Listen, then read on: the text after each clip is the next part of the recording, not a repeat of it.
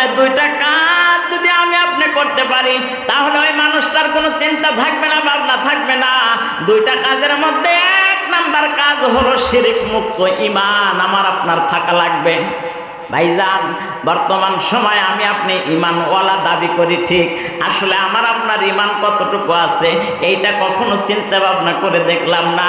আমার বাড়ির ভিটার কাগজ ঠিক আছে কিনা এটা দেখার জন্য মৌরির কাছে আমরা যাই, কথা কন্যাকে দেখেন তো আমার জায়গাটার কাগজপাতি ঠিক আছে কিনা, দেখেন তো আমার বাড়ির ভিটার কাগজটা ঠিক আছে কিনা। আমি যে ইমানদার বাজান, ইমানদারদেরও একটা নকশা আছে, একটা কাগজ আছে বাজান, ওই কাগজটা তো ঠিক আছে কিনা একটা বারের জন্য কোন আলেমের শরণাপন্ন হলাম না। আল্লাহ সুবহানাহু ওয়া তাআলা দুনিয়ার সমস্ত কিছু সৃষ্টি করছেন, হাজার হাজার মাখলুকাত, হাজার হাজার মাখলুকাতের মধ্যে একটা মাখলুকাতের নাম হলো ইনসান। দুনিয়ার এই জিন্দেগিতে যত মাখলুকাত আছে সমস্ত মাখলুকাতের মধ্যে ইনসান মানুষ হলো সবচাইতে দামি মাখলুকাত। একটু জোরে কান সুবহানাল্লাহ। মানুষ হলো সবচাইতে দামি মাখলুকাত। আমাকে আর আপনাকে দুনিয়ার সমস্ত মাখলুকাতের মধ্যে এত দামি কেন করা হলো? শ্রেষ্ঠত্ব কেন করলে? অথচ শক্তির দিক দিয়ে আমরা দুর্বল। আমরা খাবার গ্রহণ করেও কম পরিমাণের, আমাদের তুলনায় হিংস্র প্রাণীগুলা বেশি খায়া থাকে, আমাদের তুলনায় জঙ্গলের হিংস্র প্রাণীদের শক্তিও বেশি। শ্রেষ্ঠত্ব তাদের দেবার কথা ছিল, কিন্তু আমাদের দিলেন কেন?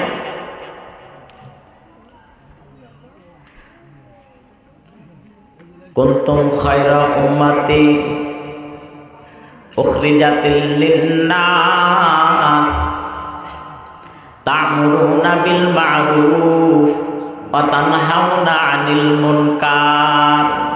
আল্লাহু আকবার। দুইটা কারণে আমাদেরকে সমস্ত মাখলুকাতের ভিতর থেকে বের করা হয়েছে শ্রেষ্ঠত্ব দান করে। এক নাম্বার কারণ হলো সৎ কাজের আদেশ, দ্বিতীয় নাম্বার কারণ হলো অসৎ কাজের নিষেধ।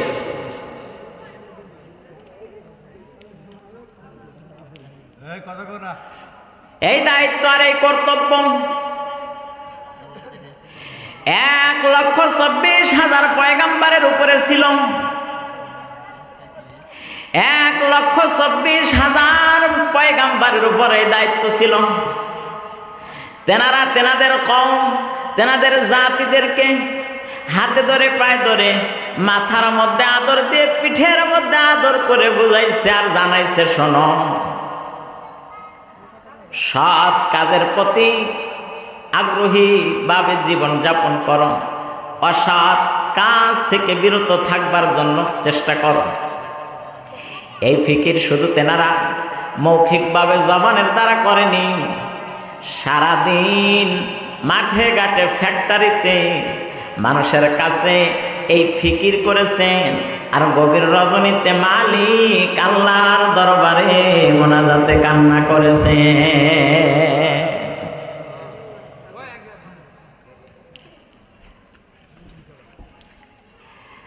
1,24,000 পয়গাম্বর, তেনারা মানুষের বডির উপরে মেহনত করেন নাই, তেনারা মানুষের দেলের উপরে মেহনত করেছেন। কারণ তেনারা জানেন মানুষের দেল যদি তৈরি হয়ে যায় তাহলে মানুষের প্রত্যেক অঙ্গ প্রত্যঙ্গ ঠিক বলে সাব্যস্ত হবে, ঠিক পথে চলতে থাকবে। ভাইজান, আমার আপনার পয়গাম্বর সাইয়্যিদুল মুরসালিন খাতামুন নবীন তিনি বলেন, মানুষের অন্তর হলো মানুষের অঙ্গ প্রত্যঙ্গের রাজা। এই রাজা যদি ভালো হয় বাকি অঙ্গ প্রত্যঙ্গগুলো ভালো বলে সাব্যস্ত হবে। রাজা যদি খারাপ হয়ে যায় তাহলে বাকি অঙ্গ প্রত্যঙ্গগুলা খারাপ হয়ে যাবে। ভাইজান, মানুষের মন হইল রাজা, মানুষের মন ভালো তো বাকি অঙ্গ প্রত্যঙ্গগুলা ভালো হয়, মানুষের মন নষ্ট তো বাকি অঙ্গ প্রত্যঙ্গগুলাও নষ্ট বলে সাব্যস্ত হয়। তাহলে আল্লাহ সুবহানাহু ওয়া তাআলা আমাকে আর আপনাকে হাজার হাজার মাখলুকাতের মধ্যে শ্রেষ্ঠত্ব দান করলেন দুইটা কারণে। এক নাম্বার কারণ হলো সৎ কাজের আদেশ, আর এক নাম্বার কারণ হলো অসৎ কাজের নিষেধ। এই দুইটা কাজ যদি উম্মতের বেটা বেটিদের মধ্যে থাকে তাহলে ওই মানুষটাই হবে এই জগতের মধ্যে শ্রেষ্ঠ মানুষ বলে সাব্যস্ত হবে, দামি মানুষ বলে সাব্যস্ত হবে। এই মানুষটার অন্তরের মধ্যে আল্লাহ পাকের প্রেম দিয়ে ভরপুর করে দেওয়া হবে। এই মানুষটার হৃদয়ের মধ্যে পয়গাম্বরের মহব্বত দিয়ে ভরপুর করে দেওয়া হবে। এই মানুষটা কখনো গুনাহের মধ্যে শামিল হতে পারে না, এই মানুষটা কখনো মসজিদ বিমুখী হতে পারে না, এই মানুষটা কখনো মাদ্রাসা বিমুখ হতে পারে না, এই মানুষটা কখনো মাহফিল থেকে বিতাড়িত হতে পারে না, এই মানুষটা কখনো বাদ্য গান যাত্রা প্যান্ডেলে অবস্থান গ্রহণ করতে পারে না, এই মানুষটা কখনো বেহুদা কার্যক্রম শামিল হয় এমন জায়গায় অবস্থান করতে পারে না। এই মানুষটা হলো আল্লাহর জন্য হয়ে যায়, আর আল্লাহর জন্য যে মানুষটা হয় ওই মানুষটার দিলের মধ্যে তৈরি করে দেয় আল্লাহ পাকের ভয়। ধরে কোন সুবহানাল্লাহ।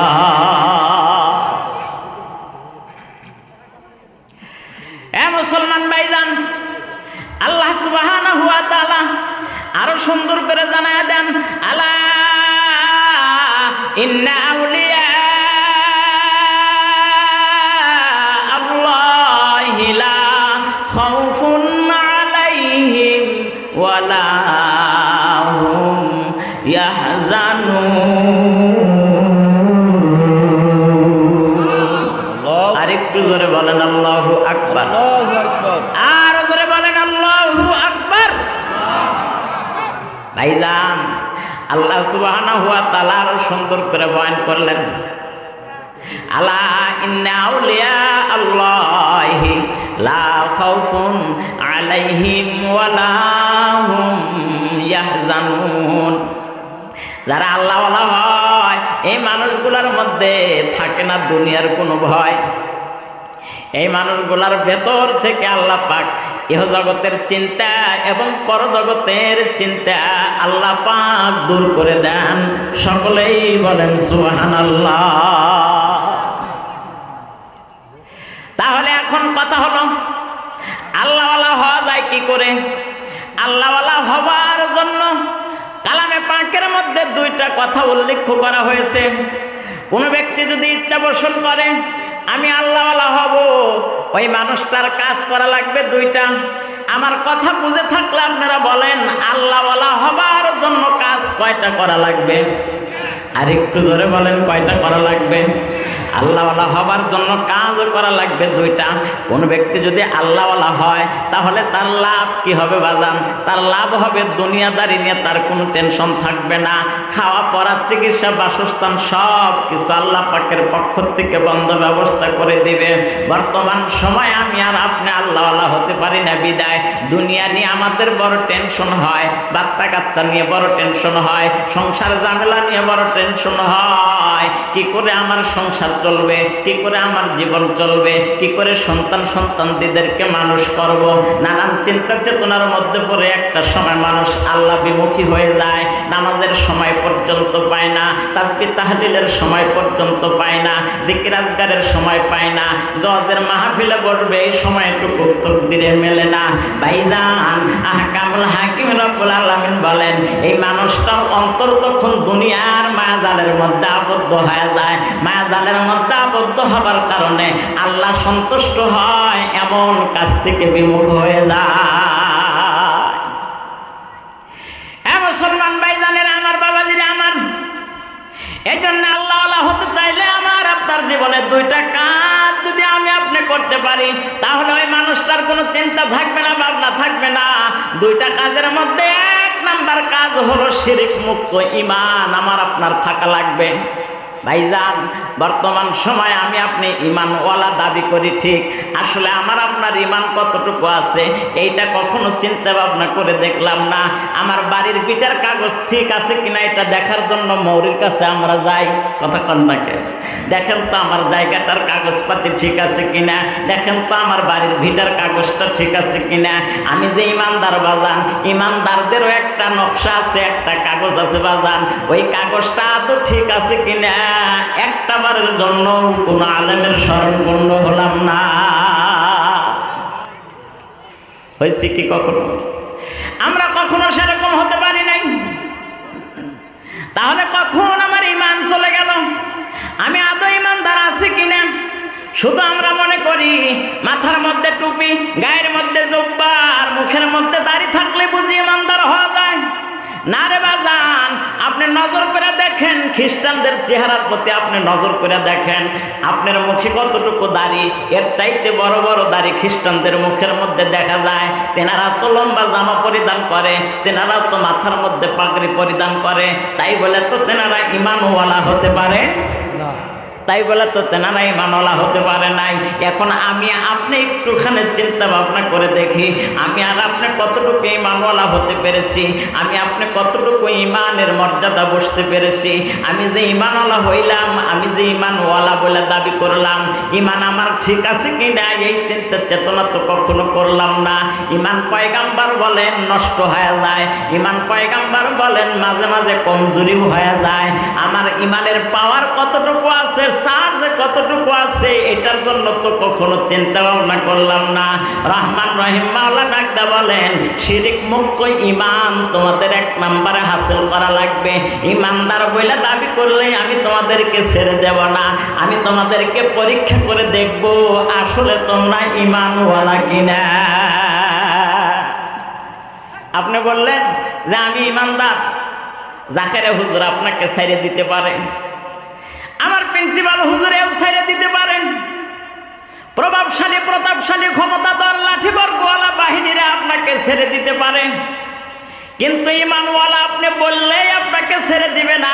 আল্লাহ বলেন আমি তোমাকে পরীক্ষা করব, আমি তোমাকে দেখব তুমি কতটুকু ইমানওয়ালা হয়েছো, আমি তোমাকে যাচাই বাছাই করে দেখব, সাইজ করে দেখব যে তুমি ইমানওয়ালা কি পরিমাণ হয়েছো।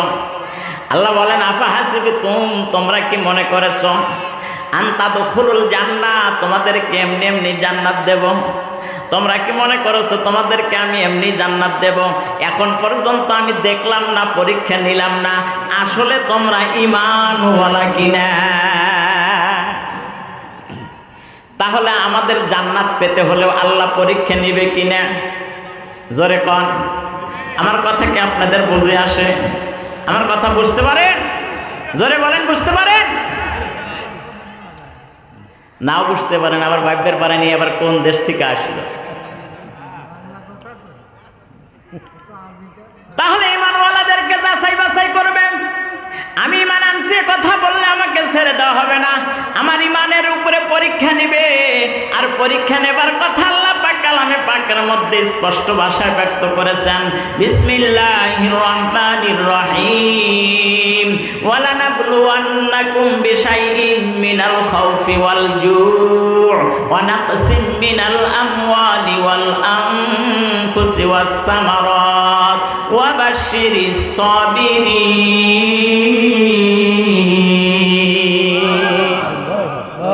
আল্লাহ পাক স্পষ্ট করে এখানে ব্যক্ত করেছেন আমি তোমাদেরকে পরীক্ষা নেব।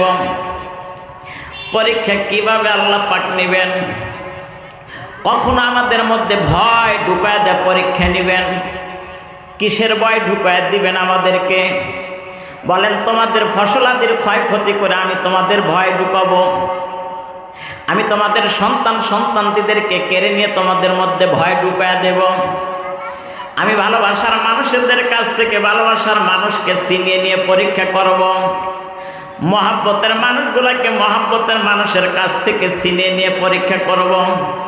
এগুলা হারিয়ে যাওয়ার পরে, এগুলা ত্যাগ হয়ে যাওয়ার পরে, বঞ্চিত হওয়ার পরে তুমি যদি ধৈর্য অবলম্বন করতে পারো, সবুরি ধরতে পারো, আল্লাহ বলেন তাহলে আমি রহমান রহিম মাওলাকে তোমার সাথী হিসেবে পাবে। বলেন বাজান, আল্লাহ যদি আমার আপনার সাথী হয় আর কি কোনো চিন্তা থাকে? আর কোনো চিন্তা থাকে না বাজান। এই জন্য আল্লাহ পাককে আমাকে আপনাকে সাথী হিসেবে পেতে হবে। আল্লাহ পাককে সাথী হিসেবে পাইতে গেলে 2 নাম্বার কাজ। 1 নাম্বার কাজ শিরক মুক্ত ঈমান, আর 2 নাম্বার কাজ হলো বেদাত মুক্ত আমল। 1 নাম্বার শিরক মুক্ত ঈমান, 2 নাম্বার বেদাত মুক্ত আমল। এখন শিরক মুক্ত কি ঈমান? শিরক কাকে বলে এটা আমাদের জানা দরকার আছে বাজান। শিরক কাকে বলে? শিরকের প্রকার কি রকম? শিরক কত প্রকারের হতে পারে এটা আমাদের জানা দরকার আছে। আজকে আমি আপনাদের সামনে সে ব্যাপারে যেতে পারবো না, আমার লম্বা চওড়া কোনো সময় আজকে হবে না বাজান, কারণ প্রধান মেহমান আসছেন, উনি সকাল সকাল আপনাদের সামনে আসবেন। আমি সংক্ষেপে শুধু আপনাদেরকে দৃষ্টি আকর্ষণ করছি, আপনারা মাহফিলটাকে আলোচনার জন্য সুন্দর করে দেন ভাইজান। তাহলে শিরক মুক্ত ঈমানের কথা আমি আপনাদের সামনে অন্য সময় আলোচনা করব। আর একটা হলো বেদাত মুক্ত আমল। বেদাত কাকে বলা হয়? বেদাত এটা শীতের দিনে গায়ে দেয় নাকি গরমের দিনে টানায় শুয়ে থাকে? কথা কর না কেন? বেদাত আমরা অনেকে বুঝি না, খালি কয় বেদাত বেদাত বেদাত। বেদাত কি? বেদাত কি এটা আমাকে আপনাকে জানতে হবে, বুঝতে হবে। আর আমরা যেটা জানলাম শুনলাম কিন্তু বুঝলাম না, এ ব্যাপারে কোনোদিন হুজুরের কাছে এসে জিজ্ঞাসা করলেন না যে খালি বেদাত বেদাত করেন, বেদাত কি? কথা কন না কে?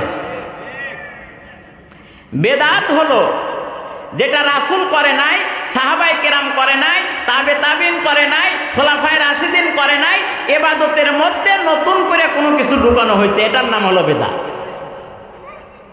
মনে রাখবেন, একটা হলো ইবাদতের জন্যে আর একটা হলো ইবাদতের মধ্যে। ইবাদতের জন্য কি? এই যে এখানে বয়ান হইতেছে, বয়ান চলতেছে, এটা একটা ইবাদত, নফল ইবাদত। এই ইবাদতের জন্য মাইকিং সাউন্ড সিস্টেমের বন্ধ ব্যবস্থা করা হয়েছে, লাইটিং এর বন্ধ ব্যবস্থা করা হয়েছে, পর্দার বন্ধ ব্যবস্থা করা হয়েছে, এসব হলো ইবাদতের জন্য। ইবাদতের জন্য যেটা করা হয় সেটা বেদাত নয়, ইবাদতের মধ্যে যেটা করা হয় সেটা বেদাত। সংক্ষেপ কথা আপনাদের কাছে বলতেছিলাম বাজান, শিরক মুক্ত ঈমানদার যদি কোনো ব্যক্তি হয় আর বেদাত মুক্ত আমল যদি কোনো ব্যক্তি করতে পারে, ভাইজান রহমান রহিম আল্লাহ ডাক দিয়ে বলেন জান্নাতুল ফিরদাউসি নুজুলা, তাকে জান্নাতের সর্বোচ্চ আসনের মালিক বানায় দেওয়া হবে। জোরে বলেন না সুবহানাল্লাহ। এ মুসলমান ভাইজান, জান্নাতের উচ্চ আসনটা কেমন করে পাওয়া যাবে? জান্নাতের উচ্চ আসনটা পাওয়া যায় 2টা কাজ করতে পারলে। সৎ কাজের আদেশ আমার মধ্যে থাকতে হবে, অসৎ কাজের নিষেধ তোমার মধ্যে থাকতে হবে। সৎ কাজের আদেশ, অসৎ কাজের নিষেধ যদি আমার আপনার মধ্যে থাকে, তাহলে আমি আপনি দামি মানুষ বলে সাব্যস্ত হতে পারবো, আমি আপনি জান্নাতের উচ্চ মাকামের জায়গাটা পেতে পারবো। ভাইজান, এই দুনিয়ার জিন্দেগির মধ্যে 1,24,000 পয়গাম্বার এসেছেন, 1,24,000 পয়গাম্বার মানুষের দিলের মধ্যে মেহনত করেছেন। উদ্দেশ্য ছিল একটা, দিল যদি কোনো ব্যক্তির তৈয়ার হয়ে যায়, ওই মানুষটা আর কোনো খারাপের দিকে ধাবিত হতে পারে না। দিল যদি কোনো ব্যক্তির ভালো হয়, ওই মানুষটা কখনো আল্লাহ পাকের নাফরমানি করতে পারে না। এই জন্য দেখবেন সমাজের অনেক মানুষ আছে বলে নামাজ না পড়লে কি হবে, আমার মন ভালো আছে। দিল যদি কোনো মানুষের তৈয়ার হয়ে যায়, ওই মানুষটার কোনো চিন্তা থাকবে না, ভাবনা থাকবে না, সকল চিন্তা ভাবনা আল্লাহ পাক দূর করে দিবেন। এটা নবীদের উদ্দেশ্য, নবীদের সিস্টেম ছিল এরকম। প্রত্যেকটা নবী মানুষের দিল তৈরি করেছেন, কারণ দিল তৈরি হইলে মানুষটা আল্লাহওয়ালা হয়ে যায়। দিল তৈরি হতে পারলে মানুষটা দিনমুখী হয়।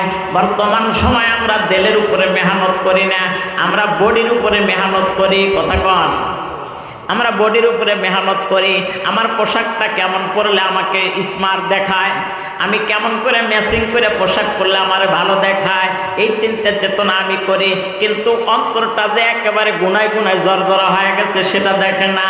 কবি বলেন কালিমা খায় না দ্বারা মুখ দেখা যায় না, হৃদয় ভরা পাপ নিয়ে খোদার দিদার হয় না।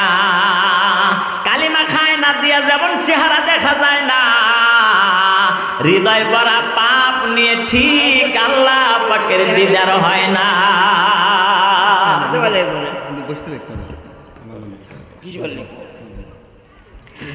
মুসলমান ভাইজানেরা আমার, বাবাজিরা আমার, মানুষের দিলের উপরে মেহনত করতে গিয়ে আমার আপনার পয়গাম্বর সাইয়্যিদুল মুরসালিন খাতামুন নাবিয়্যিন কখনো শুধু ধনী মানুষের কাছে যান নাই, কখনো শুধু প্রভাব প্রতাপশালী ব্যক্তিবর্গের কাছে যান নাই। মানুষের দিলের উপরে মেহনত করতে গিয়ে মানুষের ধারে ধারে, মানুষের বাড়ি বাড়ি, মানুষের ফ্যাক্টরিতে, মানুষের কারখানার মধ্যে কলেমার দাওয়াত নিয়ে গেছেন। একাধিকবার পয়গাম্বর কলেমার দাওয়াত নিয়ে গেছেন, কখনো দিনে, কখনো রাত্রে, কখনো বা গোপনে, কখনো বা প্রকাশ্যে মানুষের কাছে গেছেন দিনের দাওয়াত দেওয়ার জন্য। কেন বা যান? আল্লাহর পয়গাম্বর জানেন এই মানুষটাকে যদি আমি দিনমুখী করতে চাই তাহলে এই মানুষটাকে দিনের উপরে আনতে হবে। দিনের উপরে যদি আনতে হয় আমাকে মেহনত করতে হবে। তাই তো আল্লাহর পয়গাম্বর নিজ কামরার মধ্যে অবস্থান করেন নাই, বাসার মধ্যে অবস্থান করেন নাই, চুপে চুপে গোপনে গোপনে মানুষের ধারে ধারে গিয়ে দাওয়াত দিয়েছেন। এ মুসলমান ভাইজান, আল্লাহর পয়গাম্বরের প্রাথমিক অবস্থায় দাওয়াত দিতে গিয়ে কেউ পাগল বলে সাব্যস্ত করেছে, কেউ ধমক দিয়েছে, কেউ বা ধিক্কার জানিয়েছে, কেউ বা ব্যঙ্গ করে বলেছে মুহাম্মদ, মক্কা নগরীতে নবী করে পাঠানোর বুঝে আর কোনো লোক ছিল না, তোমার মতো ইতিম মুহাম্মদকে আল্লাহ বুঝি নবুয়তি দিয়ে পাঠাইছে।